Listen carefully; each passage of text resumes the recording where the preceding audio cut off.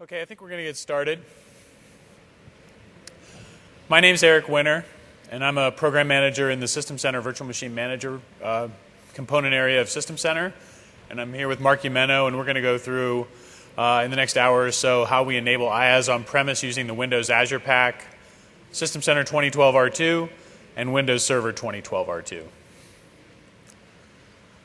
Okay, confidentiality, surveys. So I think you've all probably seen this slide if you're following along the whole CloudOS track. So there's definitely the website presentation was 8:30 this morning, right before this session. There's a service bus information, there's virtual machines, and then there's a whole API portal. We're mostly going to drill down today in the orange virtual machines section of this and try and go as deep as we can and give you the full information of how we're enabling the virtual machine role within the IaaS stack. It is our vision, and we'll go through this, to how to make it work across on-premise service providers and Windows Azure, and we'll go into some details about how that's going to look. So when we started talking about how to do this, we went out and met with a bunch of customers, both enterprises and service providers, and tried to figure out what was most important to customers. And these are the kinds of things that bubbled up to us. So primarily a consistent UI, and you'll see how we've addressed that. So we wanted a consistent UI, whether I'm using it at Azure, on-premise, or at a service provider. That reduced training costs. It just made it a lot easier for people to use. There was also a lot of requests for having templates work across the various clouds. And that was for both scaling out apps, as well as not just operating systems, but also the applications inside of the VMs. So having a portable template artifact that could be deployed anywhere was very important. And then to go along with that, nobody wants to build all of the templates themselves, right? So there was a notion that we should provide a gallery of pre-built applications so that in the enterprise you could go and deploy SharePoint or Windows Server roles, those kinds of applications, as well as a service provider could offer those to their customers, so it wasn't just a bunch of VMs, it was actually these pre-built finished workloads. So that kind of popped. We will go through a pretty big set of work that we did across the full stack to enable console access to the VMs. So, number one troubleshooting request is, someone horked the network on their VM, so they have to call someone in the data center to get in there and fix the VM because they can't console connect or RDP into that VM anymore. So we're going to go through a little bit of detail of how we got that all working.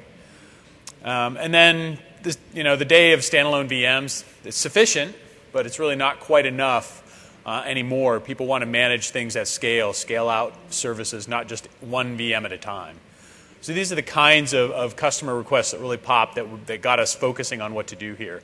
I mean, we had very similar requests and concepts inside Virtual Machine Manager since our 2012 release. One of the big changes here was we decided we should do this work in conjunction with Azure. So together with the Azure team, we put together this vision, and that was to deliver a consistent service model, including Windows Server, System Center, and Azure, for composing, deploying, and scaling the virtualized applications and workloads. And within that vision, we have these four pillars. So the portal user experience, which addresses that common user experience customer requests that we saw. That's going to be a strategy of keeping consistency on the portal side. We also want consistent deployable artifacts. So if you author up an artifact for deploying a Windows Server workload or a SharePoint or a Linux workload, we want that artifact to be enduring and to be cross-cloud, at least across the Microsoft clouds to start out with.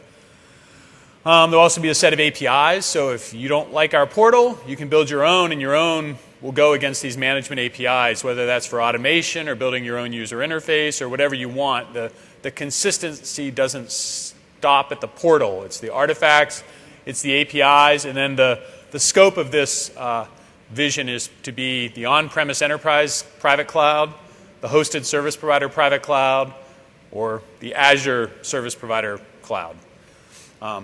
So for this release, we're focused on delivering against that vision, and these are the types of investments we made across the portal, the artifacts, the APIs, and the clouds. So we'll go through today the portal user experience. You may have seen that in keynote demo. It was shown around the tenant side. We're going to show the service provider admin side today, so you will see a little more depth today on how you prep the back end of that. Site-to-site networking, Windows and Linux, so the portal experience we're going to run through. On the deployable artifact side, we'll show you the gallery items at great detail of how they're constructed internally. Today, I'm going to show for the first time an authoring tool that we've been working on. So it won't just be Notepad and JSON. There's actually some tooling we're working on for that to make that easy. The APIs, we're not exactly going to show the APIs today. I mean, it's basically RDFE. We're trying to bring the Azure APIs and the on-premise APIs together, and we're syncing with the Azure APIs as of today.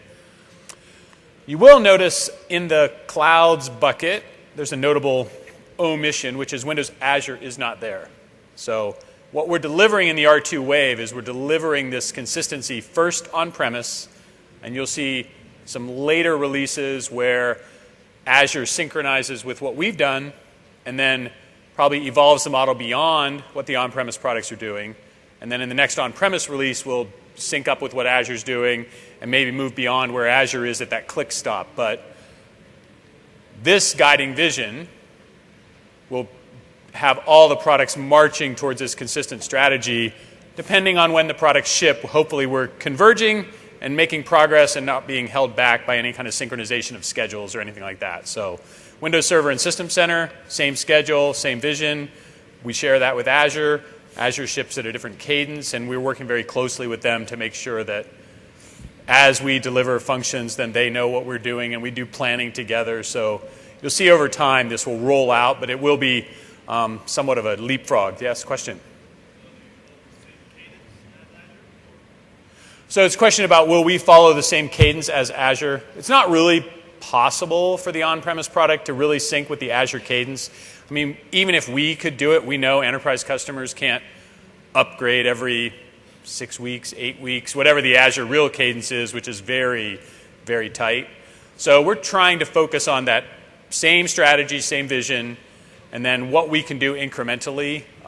We've even talked internally about doing incremental things in update roll-ups or something that's not on the major release milestone if it seems it's important enough that we want to deliver that.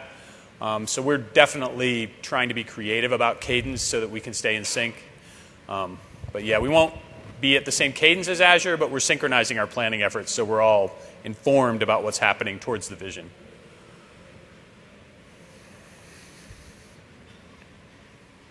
Okay, that's enough PowerPoint. I'll turn it over to Mark. He's going to run through a few quick demos. All right, thanks, Eric.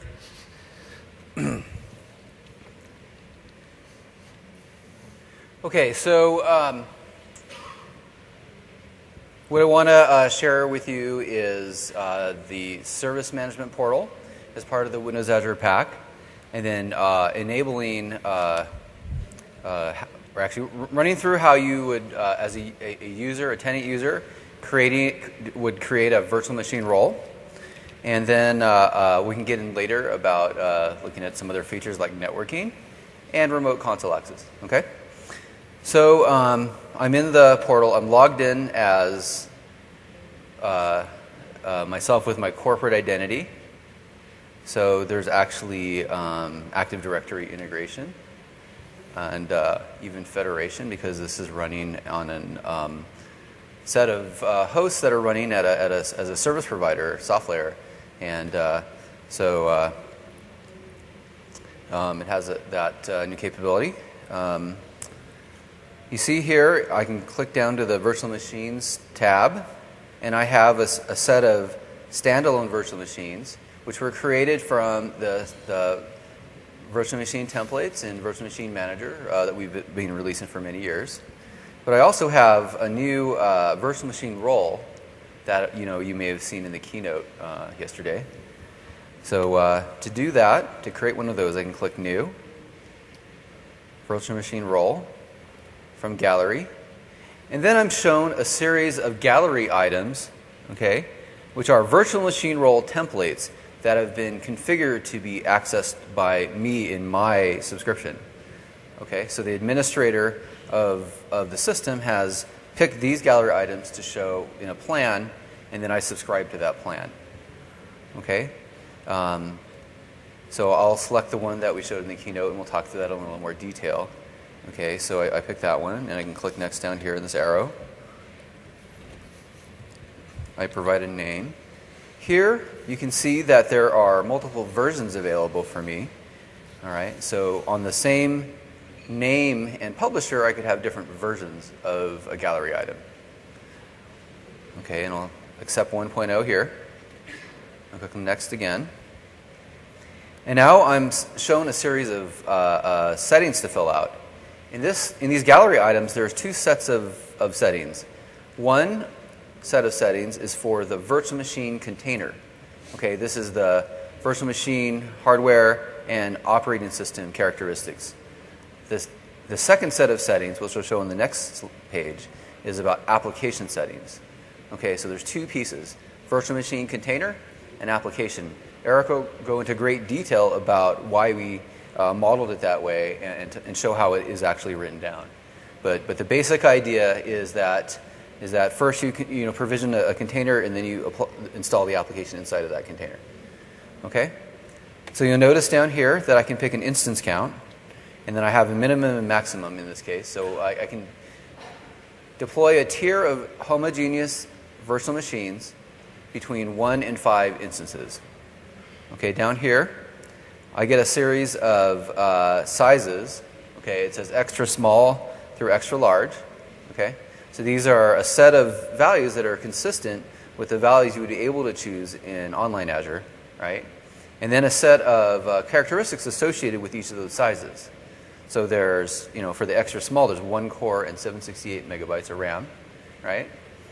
These values for each of these sizes are configurable in Virtual Machine Manager. So you can hit PowerShell and change those values. And so these are just the defaults that we're shipping with. And down here in the OS virtual hard disk, this is a very important concept, okay? So these images are decoupled from the templates. And that's a very important point, because now you can ship the template, you can share the template, move the template around to other backends, and find the VHDs that correspond to the requirements of the template. So in this case, the way that it works is that we put tags in Virtual Machine Manager on the VHD, the image, right? And then the template looks for images with those tags. It finds qualified images and displays them in the UI. Okay, so here I can pick a network. Type in an admin name.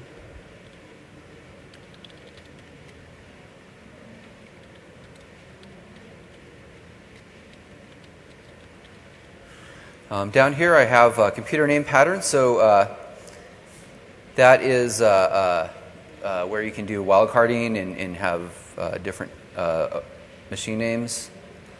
So I could do something like that, pick a time zone. After I fill that out, then I get to the next set of settings, which are about the application. So in this case, in this gallery item, oh, okay, go ahead.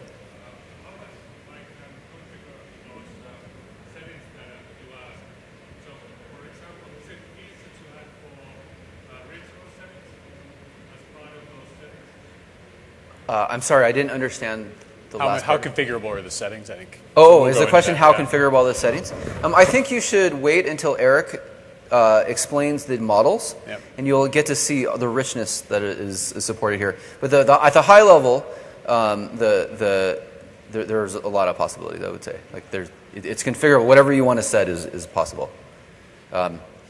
Okay, so in this application settings, we're installing a website in IaaS, right? So it's a very simple example, right? But I can change the website name, the app pool name, and what port it's running on. And I can click this button, and it will start provisioning the virtual machine role and the instances within that virtual machine role. Okay, that would take a few minutes, so instead of waiting for that, we have one that's already created. So I have this one called HR Web, and I click into there, and I get a dashboard that shows me some resources available to me. I can go here, and you see that down here in these bars here, there's green, dark gray, and light gray. This show me how much this virtual machine role is using against my quotas, which are set as part of my subscription, and the configuration is captured in a virtual machine manager tenant admin user role. Okay, in this case, I have the ability to have 20 VMs and 30 cores and all that sort of stuff. And this particular virtual machine role is using the green part of that. If I click through to the instances, you can see that there are 2 VM instances that have been provisioned right now for that role. And if I click through to there, I get information about a particular virtual machine. If I scroll down here, you see that I have some IP addresses, the devices, specific devices that are attached there. I can do the normal virtual machine controlling, stop, start, shut down, connect to. Over here on configure, I can change its size if I felt like having this one out of for some reason I wanted this one different from the rest of them, and I can potentially add devices as well for that particular individual VM. Over here on scale, I think Claire showed this and made it pretty clear yesterday, but the current instance count of this role is 2. I can scale up or scale down by just simply moving the slider bar and hitting save, and it would automatically go and scale it up, or if I want to move it down to 1, it would remove one of the VMs. Okay? And then the last thing that's interesting is that as I filled out the wizard for the gallery item, I actually captured my inputs into this configure tab. So here I picked a certain VM size, and gave some information here. And if I were to update this and hit save, then it would go and make those changes to the VMs. Another big point that is available in this is that as you saw before, there was an update available. So what I can do is I can go down to this button and click update, and I can pick the new version and run through that same wizard and upgrade my virtual machine role with its instances to a new version of the VM role. Okay, and some of these operations would result in safe upgrades to the VMs. They're always going to be around. They're always persistent, right? Sometimes those settings would not apply unless I created a new VM, and those are documented, and we can talk about it in a little more detail later. So these generally follow the same behaviors as virtual machine manager upgrades between versions for service templates. Okay, so as you can see, then the virtual machine role has a lot of things that are very familiar around virtual machines, but also some great new capabilities. Okay, so that's virtual machine role. Now I can move over to networks.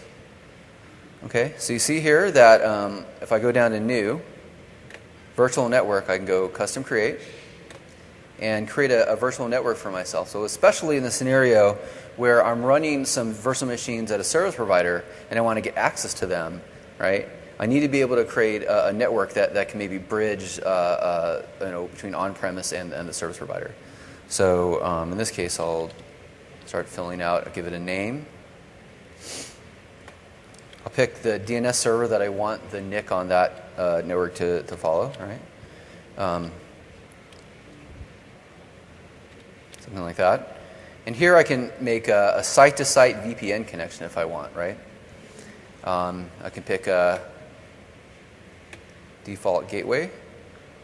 And here I can pick an IP address range that I want to use that may be shared between my on-premise application and an application that will be running in a service provider. So I can do something like that and then pick an IP address range and then set the VPN endpoint for my enterprise, say. So in Virtual Machine Manager, when you want to do a site-to-site virtual network, you need to, the Virtual Machine Manager automatically sets the VPN endpoint at the service provider, but when you want to go and connect it back to your enterprise, you need to give it the information to know what endpoint on the enterprise you connect, the VPN endpoint on the enterprise to connect to. So I can add that information, give it some device address of some kind.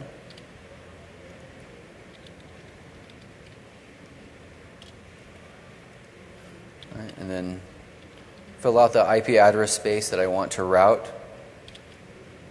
to that endpoint, and then I would hit this checkbox, and I would have a virtual machine network that would be created for me and my subscription and my role only. Okay? So that's a great new capability for self-service virtual networks. The last thing that I want to show is remote console connection. So the business case for this, the scenario for this is that I have a virtual machine. It's running especially external to my enterprise, so say at a service provider, but not necessarily just that. And for some reason, I can't remote desktop to the guest OS. All right. So in previous releases, right, especially when the machines are outside of my company, I couldn't get access to those. So I would have to call a service provider, and it would result in a ticket, maybe some money I have to pay, either on the service provider side for sure, and then certainly as a customer to get access to that VM. So I would probably get somebody to help me, add a network to the VM or something to get back into it. All right, or maybe it's running Linux and doesn't even support a remote desktop to the guest OS. So now in this version, right, I can go and click on something like Linux box here, dashboard, all right, and I can click connect. And then there's this new console access option. So I can click on that, click that button there. It downloads an RDP file, right, to my client here. And I can actually connect to this box, even though it doesn't have anything in the guest OS to support that.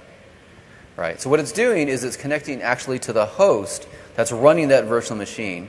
And we're using some new features in Windows Server 2012 R2 combined with some new features in System Center 2012 R2 along with the Azure Pack to enable this access in a secure way.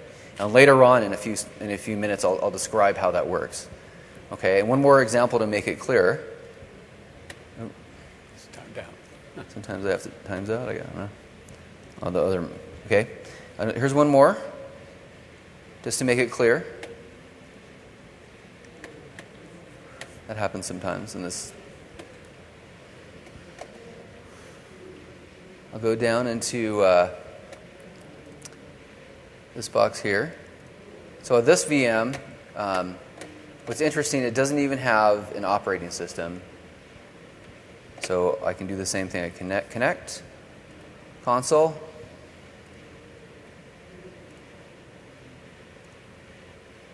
And you see here I can get to a VM that doesn't even have Windows installed on it yet. So there's obviously no way to get to the remote desktop on that guest OS. I can still run through the setup wizard and actually do whatever I need to do to install Windows on it and then go about my business. All right, so that's the remote console feature. And again, I'll talk about the details behind that in a few minutes.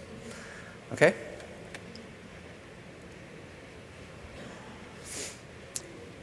So now I have some slides. So I'm going to go through and kind of describe some of the features and some of the details along that. Now you have a good picture of what that looks like from the tenant's point of view. And then I will turn it over to Eric, who will talk in great detail about the virtual machine role and the details associated with the model. And then finally, I'll come back at the end and show how the admin side works, how you actually set this up to begin with. Okay, so in this infrastructure as a service architecture with the Windows Azure Pack, we have, Hyper-V, Virtual Machine Manager. We can also use Orchestrator and Host Manager for extensibility and for reporting. There's a Service Provider Foundation. That's the API layer that sits above System Center and allows access through the Service Management API, which is part of the Windows Azure Pack. And then that exposes functionality that comes either through the tenant portal or the service admin portal in the Windows Azure Pack. Okay, so that's the stack. So the way that this works, to set this up, you first install an application payload into Virtual Machine Manager, along with its app profile, right? So that application piece that we exposed in the wizard is actually living in VMM. And the reason why it goes there is because if we tried to have setup files, this application payload, transmitted over the wire, it would take a long time sometimes. So it makes a lot more sense to put the application pieces in the provisioning engine. Okay? The gallery item itself, though, the template, is up in the SPF layer, right? The layer above that, because then it can be central across many different backends, many different virtual machines, and it also has it's like a closer to the API layer, so it's a little bit easier to administer that way. Okay, then so you input the gallery item with the virtual machine role template up in SPF, right? And then you can use the service admin UI to offer that to tenants. Okay, and then you saw steps 4 and 5 where then the tenant runs to the gallery wizard and then can create and manage a virtual machine role. Okay, so that's that kind of big end-to-end picture. So I'll show this later, but there's the admin portion, the service admin portal, where you can import gallery items, publish them, delete them, add them to plans. Right? These are basic capabilities. It's pretty simple, and I'll show you how easy that is a little bit later. Then there are, what we talked about are all these features that are there. So you saw all of these in the demo, right? Scale out, scale in, upgrade to a new version, and generally controlling of a VM instance. As I mentioned, we also, in addition to the new virtual machine role, have ongoing support for virtual machine templates. So you can do standalone VMs with your standard virtual machine templates. One thing that I briefly touched on is that there's also Active Directory authentication that is now supported in the Windows Azure portal. I know that's important for enterprises especially. And another new feature that is, kind of the basic capability, but it's there now, is that co-admins can share the same subscription. So you can do something like have a user own a subscription, but share that with an AD group. And you can manage membership, through AD instead of worrying about having to do that in the Azure Pack admin UI or in, some other place within the portal. Okay. I briefly touched on and showed some capabilities around tenant networks. But if you want to learn more about that, I highly suggest you go to Greg Kusanza's sessions later today. I think these 2 sessions back to back. And then we'll go into great detail about how that works. Okay, so this is just a flavor and give you a hint that it's there on the tenant side. Okay, and now I know a lot of people have asked us about remote console and how that works. So let me go through a little bit of details about that. So as you saw, these VMs that for remote console access could be having no network or on an isolated network that you can't get to over the internet. You can obviously get to a Windows and Linux machine or one that doesn't have an OS on it. Okay, to make this possible, you need to have R2. You need to have Windows Server 2012 R2. You need to have System Center 2012 R2. And you need the Windows Azure Pack. You need all of those things. It's not supported for down level because we added new features in those releases to support this. Okay? So you need the Remote Desktop Protocol 8.1, Service Management Portal, revved for the Windows Azure Pack in this release. And the pieces of Virtual Machine Manager and Service Provider Foundation, along with some new features in Hyper-V and Remote Desktop Gateway. So all of those pieces are required in order to make this work. So how does this work kind of step by step? Okay, so here's a diagram that kind of shows all that, and I'll kind of step through the pieces right now. So on the upper left, there's the browser. The browser sends a console request, right, to the portal server. The portal server then goes back and validates that user, and then generates tokens that can come back through the portal and get downloaded through the browser down to the desktop, to your client, basically, right? So, and that RDP file, has the token required to get access to the host, right? So you run this updated remote desktop file. That file has a configurable time to live. I think by default it might be something like 5 minutes. So after 5 minutes, that token is invalid. That allows you to get to that particular virtual machine only, not any other one. And the hosts are configured using a PKI system to get access, to trust the generator of those tokens. Okay, so that's what these trust arrows mean, right? Which means you have to set up certificates between the hosts and the virtual machine manager server. In the R2 release, in the preview release, these are generated through Service Provider Foundation, but we're doing work to move it to Virtual Machine Manager, which is a more logical place to put it. Okay, so that'll come in the RTM release. So in the preview release, this will be generated in SPF, and we'll have documentation about how to set that up. Okay, so you can go through a remote desktop gateway if you're going over the internet to get back to these hosts, and you just need an R2 version of that gateway, and you need to dedicate a virtual machine to host that gateway. Okay, so that's kind of the end-to-end flow, and that lets you into the host at the end, right? So that's kind of the end-to-end flow of how Remote Console works. And again, as you download the preview, you'll see a lot of steps on how to set up, configure, and do a step-by-step end-to-end scenario about how to check this out yourself. Okay, with that, that's an overview of the tenant-facing features, and now I'll turn it back over to Eric. All right, thanks, Mark. Okay, so now we're going to dive down deeper, more at the artifact level, just to explain how the new virtual machine role feature works all up. And this is just a little bit of terminology. We've probably already used some of these terms, so let's just run through. The top line item is really more what you see in the user interface. So you saw the virtual machine role gallery. That's just that full list of items you can choose from, where Mark chose the IaaS server. You can have SharePoint in there, whatever you want. That gallery is made up of a list of gallery items, and when you deploy the gallery item, then we call that a virtual machine role. So that's the virtual machine, that's the instance space. The gallery items are the template space. Then this bottom row of items, these are the three main artifacts, conceptual artifacts that I'm going to deep dive into of how these are constructed and how these fit together to enable the creation of these VMs. So we're going to go through what a view def is, and that'll address your question about how configurable are all these settings. So that really is, the view def is really consumed pretty much only by the portal. It's how we generate the UI and how the user inputs all their data. The res def, the resource definition, is about the VM container, and the resource extension is about the application. Now, it does seem a little odd that we use this word resource here. It's a very generic term.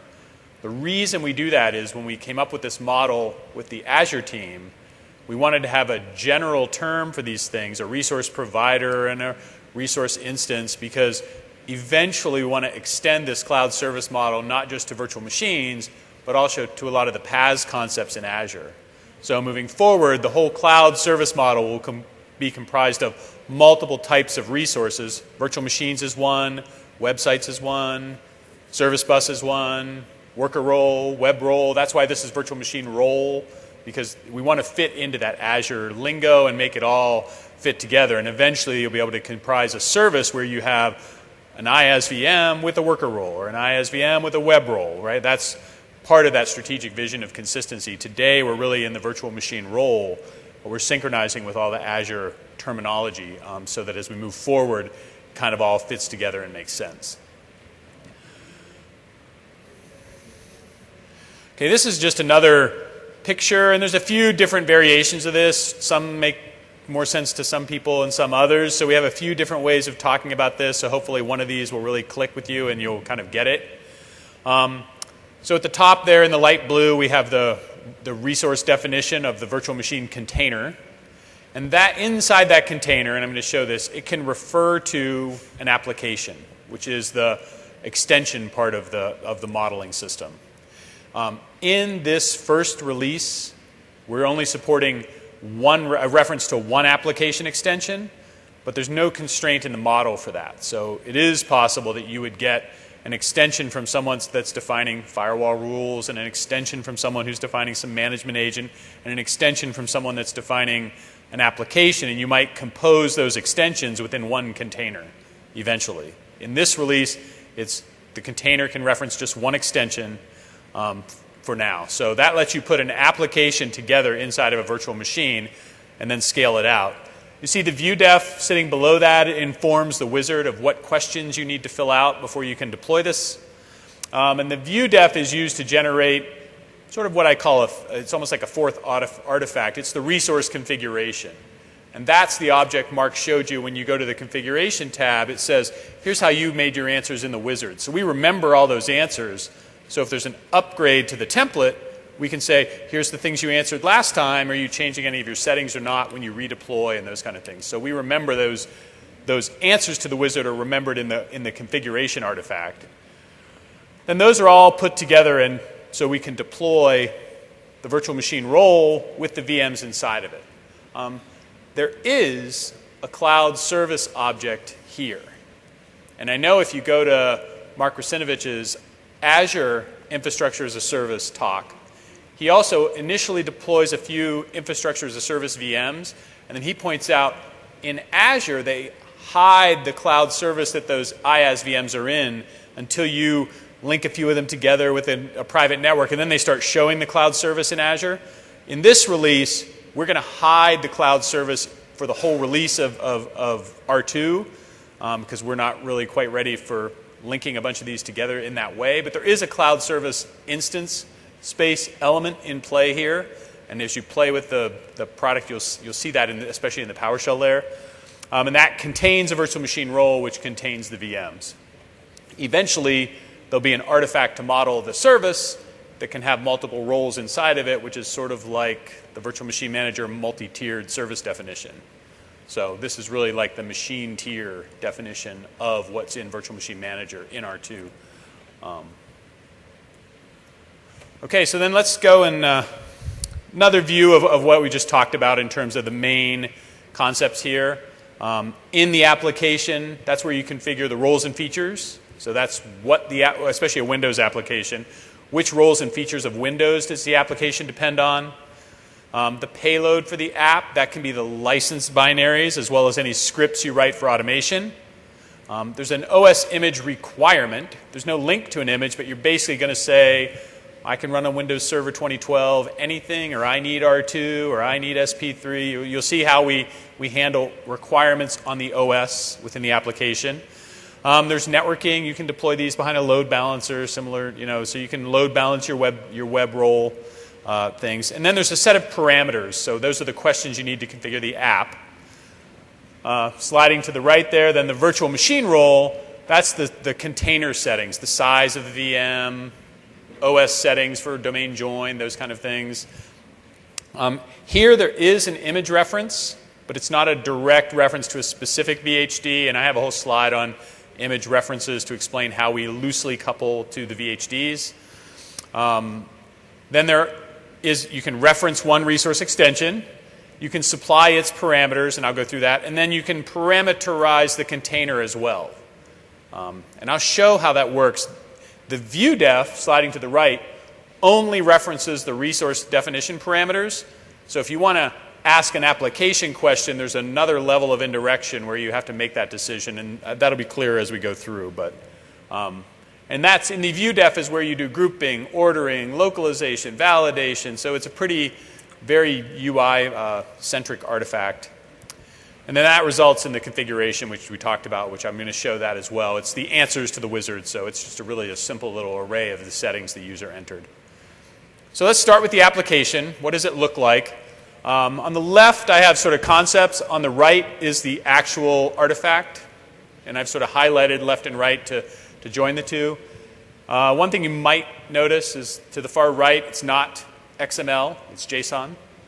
So again, that was a decision we made in conjunction with Azure that was a little more REST OData friendly. So we've gone to the JSON format for these artifacts.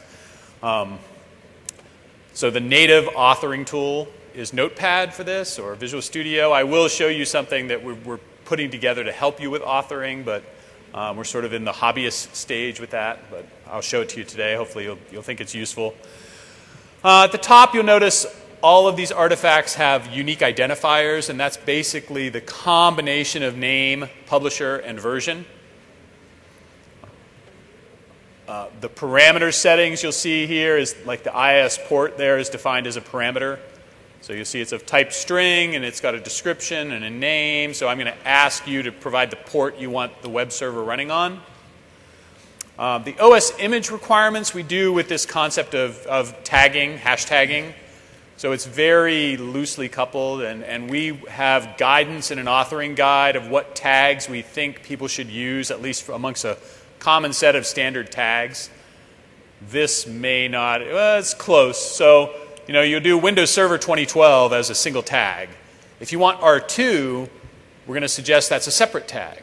And then if you want Data Center Edition, do yet again a separate tag. So you want multiple tags so that you get the multiple reuse of your artifacts and your images. So you're going to tag this artifact, then you're going to go into VMM and you're going to tag all the VHDs. And that's how we can match it up. So if you ask for Windows Server 2012 and Data Center Edition, then underlying in VMM, you provide the same tagging on the VHDs, and we can match it up without binding to one VHD. So that's how we do tagging, and I have a whole slide on that. You can see the list of Windows Server roles and features. You just list the ones you want. We will resolve dependencies and install all the dependent ones for you. So if you know the tip of the iceberg, you just have to say the one, and together with Server Manager, we'll install everything that role depends upon. So here you can see there's a bunch of web server roles and features that you're enabling. You just declare them there. And then the meat of this artifact is really in blue, almost to the bottom, is if you're doing any scripting, what do you want me to run to automate the installation of this role? And here you can see is how I'm going to set the port that IaaS is running on through the use of this IaaS config command. We do have support for scriptable app deployments, so that's something we built to be compatible with PowerShell, desired state, as well as things like Puppet and Chef. In addition to that, we've brought forth all the SQL profile and SQL DAC and MS Deploy, sort of first-class treatment that we have in VMM as well. So if you have MS Deploy packages or SQL DAC packs, it's very straightforward to drop them in here and deploy them using VM role. The same as it makes it sort of straightforward in Virtual Machine Manager. And then this is the artifact that you import into Virtual Machine Manager ahead of time. So that lets us stage all the bits and make the deployments faster.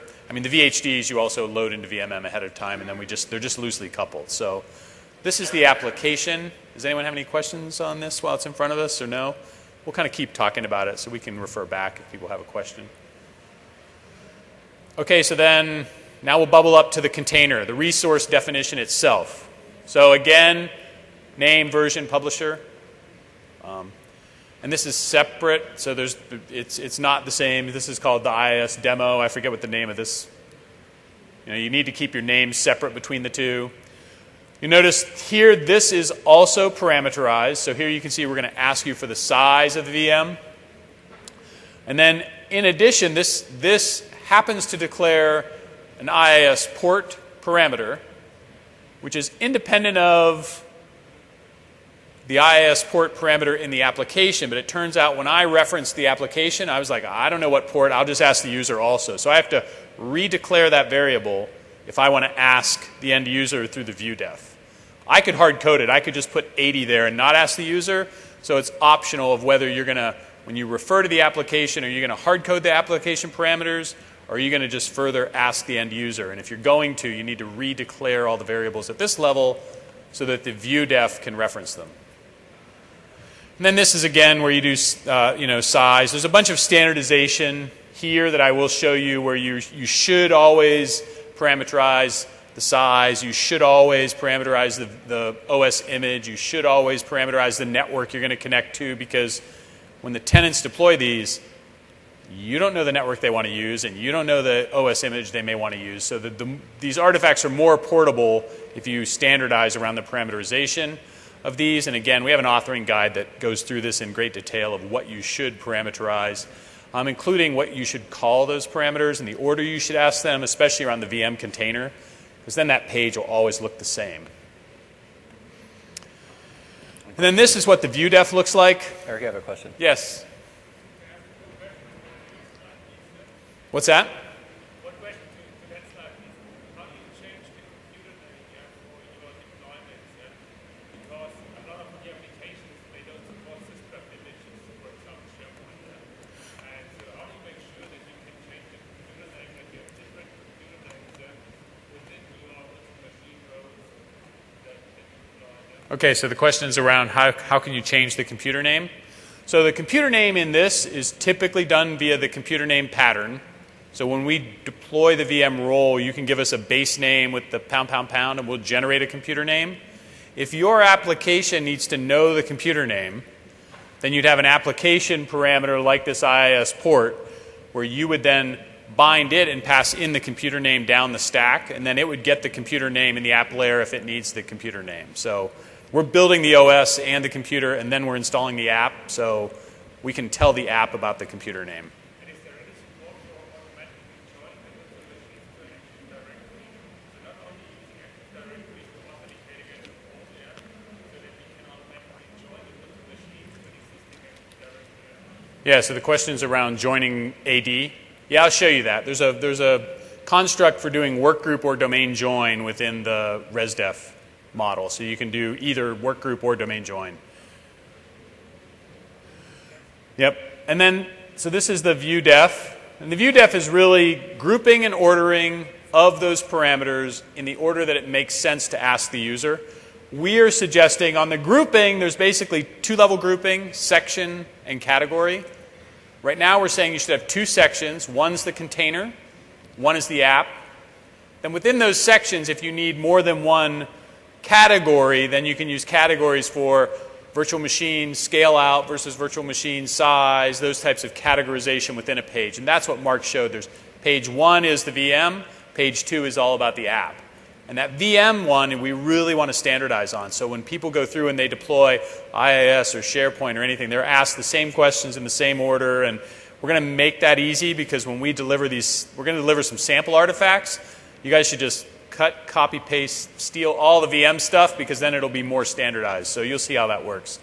There's labels, description. We handle localization here as well. Localization is sort of the double curly braces. I'll show that in the authoring tool. It'll make more sense. This is all the types of parameters we support. So Boolean, number, string, computer name, pattern, VM size, virtual hard disk. Some of these are special. So VM size and OS image are like that. So if you want to ask the user about VM size or OS image, you declare it as that type, and then the portal will query the backend. Remember those tagging. It'll say, here are this image tags, Windows Server 2012 and Data Center. Now the view def says, ask the user for an image, but only provide the ones that are tagged the right way for this deployment. So then it provides you with 2, 3, 5, 1 image. However many images the backend has for this, you could provide. So there's a place where you could provide the data center SKU or the standard SKU, and maybe you have a different price point for one versus the other, and the user can kind of choose which OS image that makes sense for them for the whether they think they're deploying in a lab or production. So this is sort of that loose coupling. Same for VM size. We'll query the backend and say, what are the backend size definitions? You know, Azure has extra small through extra large, plus A6, plus A7. And so in the preview, we're only shipping with support for extra small through extra large. We're in the midst of doing a post-preview DCR where we're just going to open that up. And so with the final release, you'll be able to define whatever sizes you want, set the values to whatever you want. We do suggest consistency with what Azure's doing, just so that, you know, if you define my size and then ship that artifact, that's going to look, it's not quite as reusable. So we're hoping people will more or less stay in sync to make the artifacts more reusable. And I'll show how this works in the, but that's simple view def, and there's required and messaging around that.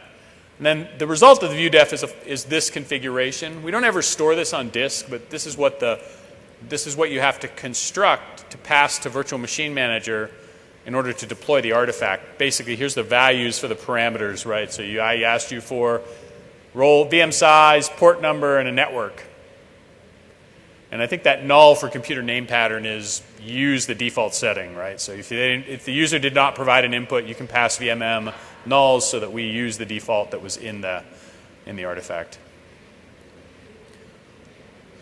Okay, and then the way these get packaged together, there's basically two packages. Mark sort of talked about this. There's basically a container package on the left and an application package on the right. The container package .resdef pkg contains the resdef file, the viewdef file, the icon, and a bunch of language directories for localization. And that's so the portal can show the user the list of things and show them a nice icon and translate it into different languages. The resource extension package is the one that we load into VMM, and it's got the resource extension file itself, that JSON file. plus any kind of payload for the script or application that's needed to deploy the app. So it could be all the SharePoint binaries plus your automation script plus the resource extension JSON file itself. And you import that as a package into VMM, and we shred it and put it in the library and take care of that from there. Okay, so now I'm going to switch up, and I'm going to show you the authoring tool. So this is here on the left is the empty authoring tool. I had an interesting question last night. We went out as a team, for dinner, and someone said, "Oh, you're going to show the authoring tool? Why did you not show that at TechEd North America?" I said, "Well, it didn't really exist when we did TechEd North America 3 weeks ago." So as we've gone through the process of building these, it was taking 2 weeks to put these together. You're editing JSON, you're debugging it, you're trying to get it to working. And one of the devs on the team said, "Oh, I think I can write a tool." And we're like, "Well, go do it." So this is what he put together. It's not part of our official product plans right now. So what I think we're going to end up doing is releasing it on Codeplex or something just so we can get it out there as fast as we can. So it's built using WinForms. It's really pretty straightforward. Eventually, I think you'll see some authoring tools in HTML as far as real product goes, but this seems like the best path to helping people generate these. So, like I said, it does take a good week or so to build one of these. So, first thing I'm going to do is just build this. Here you can see under the File menu, I can create a Windows resource extension or a Linux resource extension. So in the Windows one, we enable roles and features and all that kind of thing, domain join. In the Linux one, we do support that, and then there's just a constrained set. There's no roles and features there or anything. And then for the resource definition, you have the ability to build just the JSON file or a whole package. So I'm just going to build the whole package. So the first thing you need to do is give it a working directory, because there's a bunch of files that it's going to eventually use. Let me just make a new folder for this one.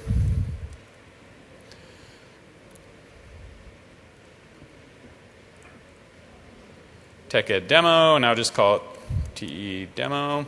Same thing. Okay, so that's it. So this is now, if I save this, it's now ready to deploy a Windows virtual machine. It's ready because all of the best practices around authoring we're enforcing with this tool. So let me just walk through the artifact here and show you what the tool put together is by default. So by default, there is no extension reference. There's no application. It's just going to deploy the container. You can see there are a bunch of parameters, and that's because we want to standardize on the parameters you use. So you should, like we said, you should be asking for the VM size. So it's parameterized by default. You should ask the user to give you a VHD. You should provide an admin credential, a time zone, a name pattern, a work group. This one is work group by default. You can do domain join. I'll show you how to do that. As well as the network reference. So these are the automatic ones that we say, if you parameterize all these settings, it makes the artifact the most portable across different cloud providers. The scale out settings, here we've defaulted them to 1 and 5, so they're not parameterized. They're fixed values between 1 and 5 instances. If yours doesn't scale out, you just set this to 1. If you want the user to be able to scale it out, or you want to say, well, I'll let you define the initial instance count, all you have to do here is say, generate me a new parameter. So now there's a new parameter for how many instances do you want when you first deploy this. It's automatically put in the parameters section, and hopefully it's automatically put down here in the view def. This is the view definition for instance count. So I already wired that up into all the artifacts where I need to put it so that when I go ask the user about this, they'll be ready to go. The hardware profile, again, parameterized for size. There's nothing to set there. The storage profile, I'll ask you what VHD you want.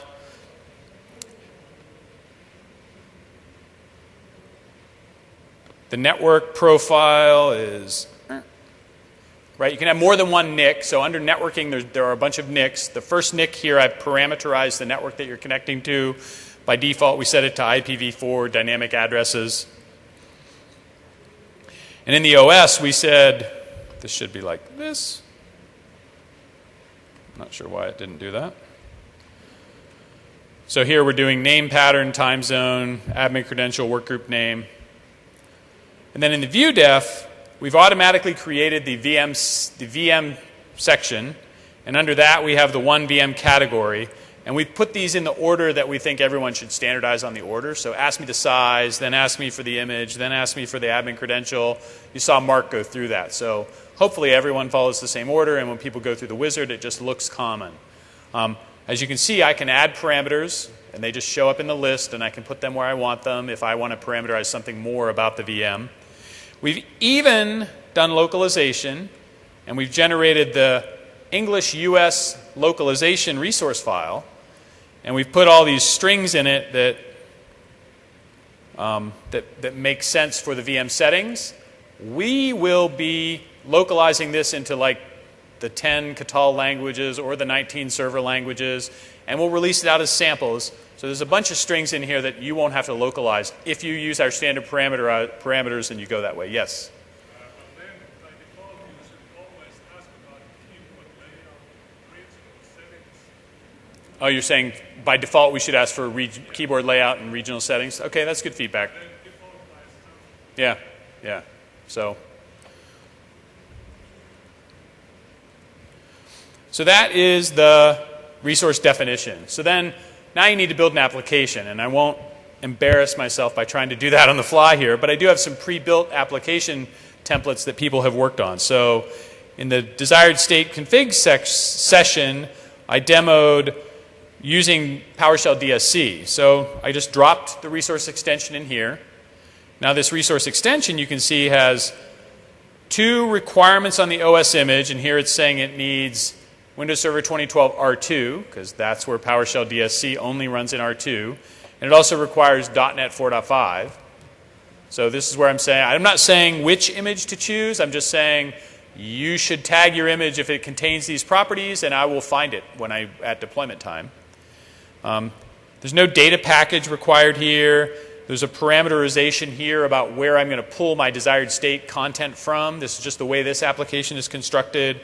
I need the PowerShell DSC script. I need the PowerShell DSC configuration file. And then there's an extra command line argument I'm going to ask the user for. And if you look here in the app profile section,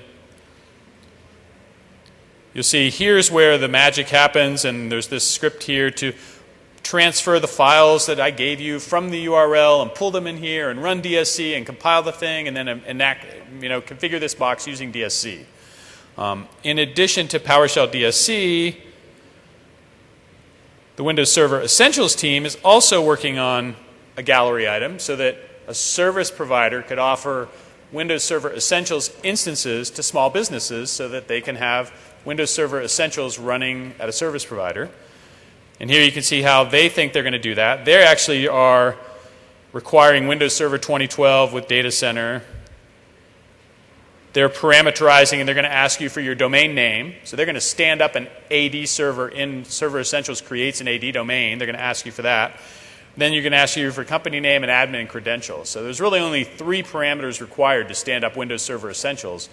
And the team is building this gallery item. And then within the app itself, they're going to enable the Server Essentials role. So that's the roles and features. Then they've written a couple provisioning scripts. And if they return with exit code 3010, they want us to reboot the box. And so there's all this reboot handling that you've seen in VMM is all part of the same model. So if your script needs to reboot after it runs, then this is how they've configured to run the WSS config command and accept these parameters. Then there's a second script here where they're also rerunning their stuff. And there's just a whole bunch. Let me find Mark's demo, the IaaS one. I think this is the one you guys saw. So now we have this script here that does all the IaaS port. Remember you saw this in the JSON in the PowerPoint. Here's how I do the IaaS config command.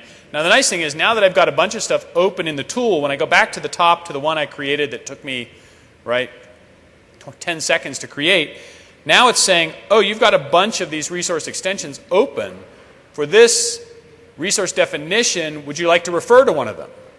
So I'll say, yeah, let's refer to the DSC one. So I can just click that box, and it's saying, oh, the resource extension has 4 parameters. I'm going to automatically generate those parameters as resource parameters. You notice it automatically generated an application section, And it put the parameters in that section from the application. So now I've got my 2 pages. I composed it in this authoring tool. I can just validate and save away, and I can then load these artifacts and deploy. So what we're trying to do is make this get out of your way and really get those application experts that really need to know how to write this scripting, whether you're going to use PowerShell, DSC, Chef, Puppet, command scripts, MSI, DACPAC. There's a lot of flexibility in the model. The power of these will really be, these are deployable in your enterprise. They'll be deployable at service providers running the sort of Windows Cloud OS.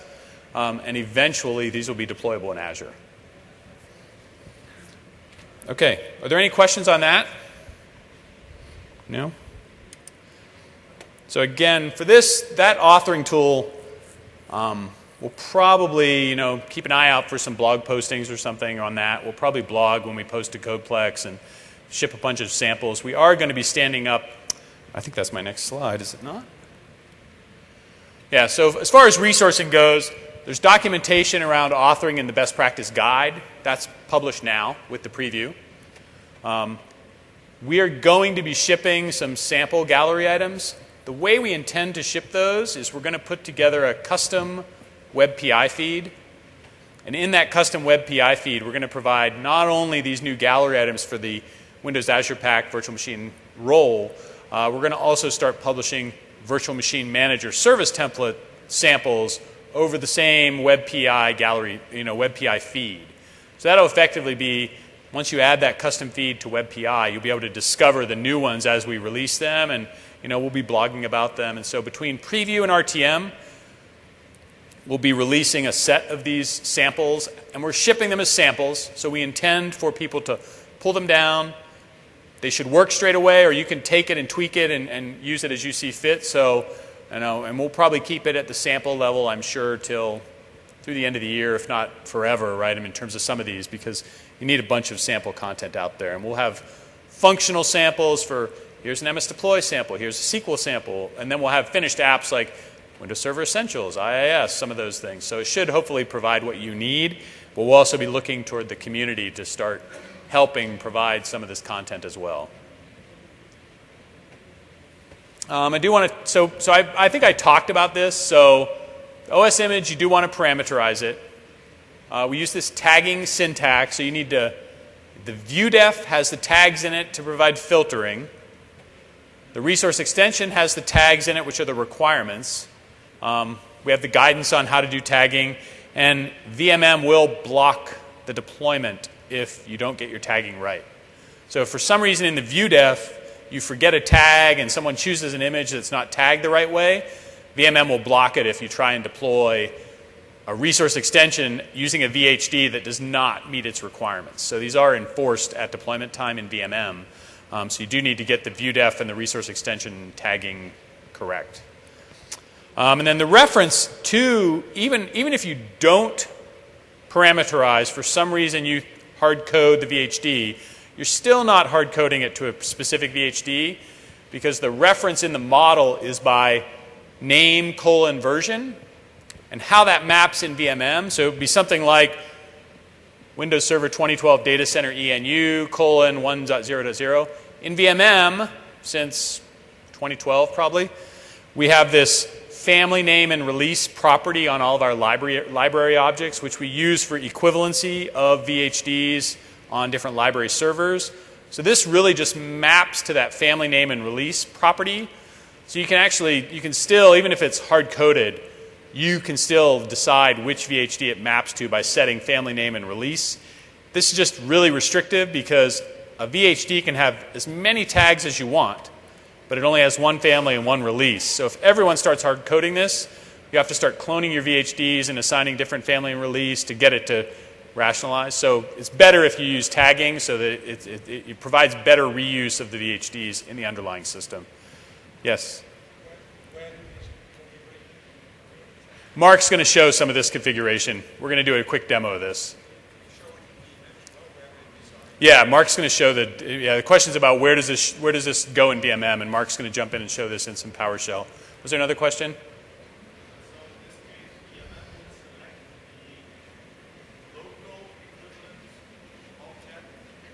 Right, so the question is, since you're binding to family and release, so even when the user chooses a VHD in the dropdown, the only thing that gets passed to VMM is family and release, which lets VMM leverage the equivalency to choose the closest library server to the host when you do deployment. So yeah, it leverages that feature nicely. And then Mark's going to talk to these. I'll kind of leave these as references in the deck. Mark's going to go through this process of how you import a gallery item, sort of about these. It's 5 easy steps, but the third step's kind of where you can really mess up if you're not doing your tagging and all that kind of stuff right, but it should be pretty straightforward. There's a bunch of configuration in VMM to get this to work. You got to have a cloud, and the library and the VHDs have to be set up right with the cloud. You have to have a user role that's set up for the tenants. That's SPF pretty much manages that for you under the subscriptions. We talked about all the VHD monkey business you have to do. And then you can test in VMM, but it's only available in PowerShell. So all of this whole feature is only available in VMM via PowerShell. So the way you exercise it is through the Windows Azure Pack and SPF. And the deployment we talked about as well. So with that, I'm going to turn it over to Mark so we can get through the last demo. All right. Wait, where'd it go? Not this one. Where'd it go? Oh, there it is. Sorry. Okay. All right. So now I am logged into Virtual Machine Manager. And here is, the VMM console, but I don't use that for anything. Okay. So let's start by looking at how you tag the virtual hard disk. Okay. So I'm going to first I'm going to get the virtual hard disks.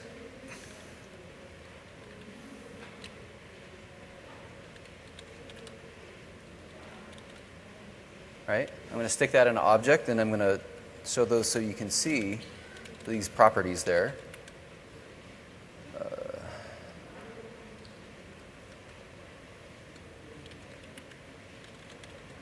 So releases version, and then I have tag. Okay. So you see here that there's a bunch of VHDs, and they have family name, release, and tag associated with them. All right. So I need to tag the 9405.01. All right. Instead of typing all that, I have this PowerShell here. So basically, I just define the thing that I'm looking for as far as this product key, the name of the VHD, and then what I'm going to do is I'm going to add these tags, family name, and release. Okay, I'm just going to grab all that and stick it in PowerShell.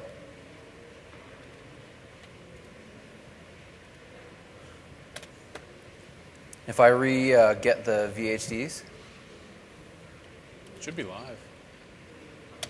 you see here that I have now tagged that with the family name, release, and I've added the family name, release, and tags that my gallery item needs. Okay, so that's how you do a tag, and so it's not that hard, right? I think you can even set some of these in the UI if you really wanted to. Then I have a resource extension. So on disk, I have this right here. I have something called src.resourceExtension package, or whatever, right? And so I just have a little bit of PowerShell to grab that and stick that in VMM. Okay, so I'm just doing that.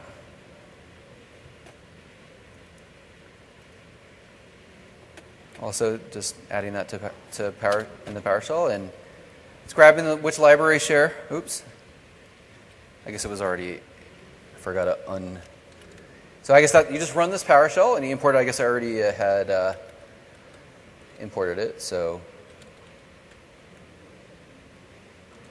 Okay. yeah, we'll just show them instead.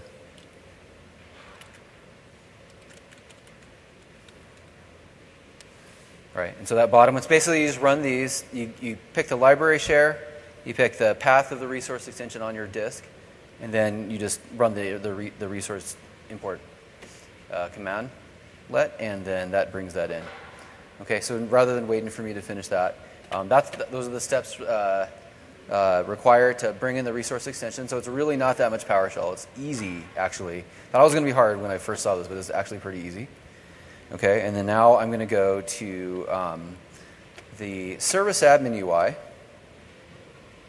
which is over here. And I'm going to show how you import the gallery item into the SPF layer. Okay, so I'm in the service admin user interface of the Windows Azure Pack. Down here under Virtual Machine Clouds, I've connected it to an SPF server here. Okay, and over here on Gallery, it shows a list of gallery items that I've already imported, but I want to import this DSC gallery item. So I can click Import, Browse for File, grab the Resource Definition Package, the ResDef PKG package, click that box, and that is bringing in the file, transmitting it via SPF APIs into the SPF database, right? Shredding it out into the pieces that are required, that are needed, so that the gallery can call it and get the icon and the ResDef and the ViewDef, basically. Okay, so when I do that, it comes in as not published, so private. And so if I want to offer it to users, I can click Make Public. Okay, and then I can hit Yes. And now that flips a flag, and now it's displayed as public. Okay, but that's just making it available so anybody can see it. And now to make it available to tenants, I need to add it to a plan. Okay, so I can click on the Plans tab inside of that gallery item. I click the Add to Plans button. For my subscription that I was showing earlier, it's the Gold plan, so I just click that box, and now I'm adding it to the plan. And what that's doing is it's adding it to the plan and then pushing it down to all the subscriptions and making access controls available on the user role in VMM. Okay, so that's what it just did. So if I go back over to the tenant UI, I need to hit refresh to go get the list of gallery items back from the back end from SPF. All right. Now if I go down in New, Virtual Machine from Gallery, now you can see that new gallery item has now shown up in the tenant portal. So all I had to do is tag the VHD, import the resource extension into VMM, okay, import the gallery item, which is a file using the service admin UI, add it to a plan, which is really easy to do, right? Click, couple of clicks, and then the tenants can consume that. So it's not that bad of a process to bring these in. And what you'll find as you're authoring them, you'll have to iterate this many, many times. You'll really appreciate the few steps it takes to bring these in here. So I think that's all the demo I wanted to show. And I believe that's the last thing we want to do in our session. So thank you very much for listening to us. We have a couple minutes for questions for everyone, or we can end now and then come up and ask the questions later. So does anybody have any questions right now?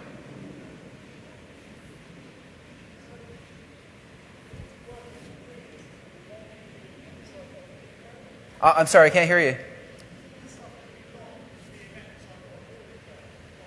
I can't hear you. I'm sorry. Yeah,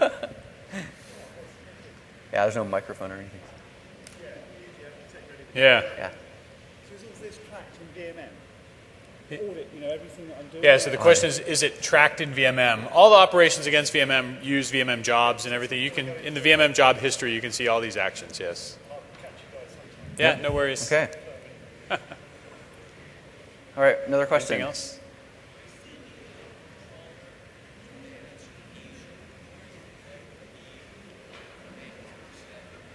Are you asking if these are only available in Windows Azure Pack?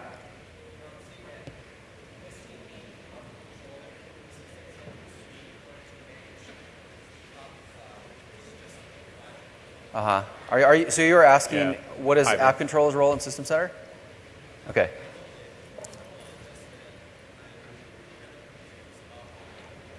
Okay, yeah.